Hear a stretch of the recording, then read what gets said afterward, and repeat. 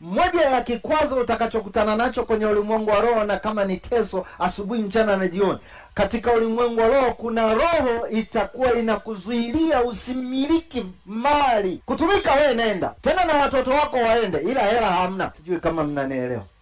Mfumo wa watumishi ambao wameitwa kwa watumishi wanakutana sana na vikwazo, na moja ya kikwazo cha kwanza ambacho ndicho natamani tuanze nacho ni kizuizi cha kumiliki fedha. Ndio maana ninakwambia mbinu mojawapo ambayo Mungu anatupa, ambayo wewe unatakiwa uijue kama umeitwa kwa mtumishi na utakuwa unakutana na mateso, na moja ya teso utakalokutana nalo ni kiuchumi. Ni lazima kanisa tuanze kuipata mbinu ya kumlazimisha Farao akupe mali. Sio maombi ya kufunga na kulia, ni maombi ya kulazimisha. Ni lazima. Hebu mwambie wenzako ni lazima. Kitabu cha Efeso sura ile ya 4 utaona Biblia ya Mungu anawataja hapa watu wanaoitwa watumishi. Angalia mstari ule wa 10 mpaka mstari wa 11. Biblia inasema kuna ofisi 5.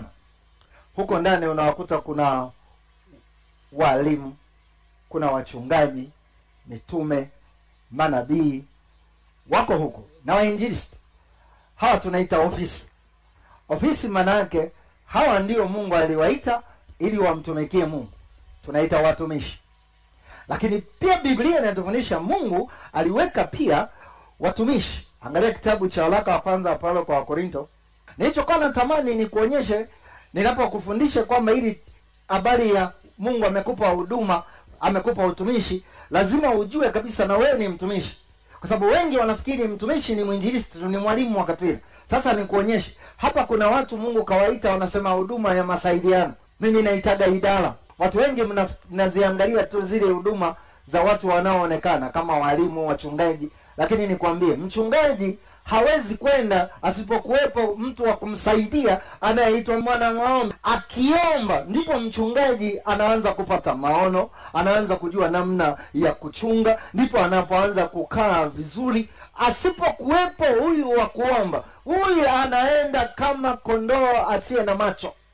Kwa nini shetani anakuwinda na anakutesa asubuhi na jioni? Ni kwa sababu wewe unafanya kazi na Mungu, na shetani anagundua mwana maombi ndiye anayenisababishia mimi nisipate raha. Kwa maana hiyo atakuwinda asubuhi, mchana na jioni, atakuburuza kama ulikuwa hujui. Ni kwa sababu ya hiyo huduma unaoifanya ya maombi. Ukitoka kwenye maombi, ngoja nikueleze ujui. Ukitoka kwenye maombi, ukirudi nyumbani, cha kwanza ni mauzi yako. Usitegemee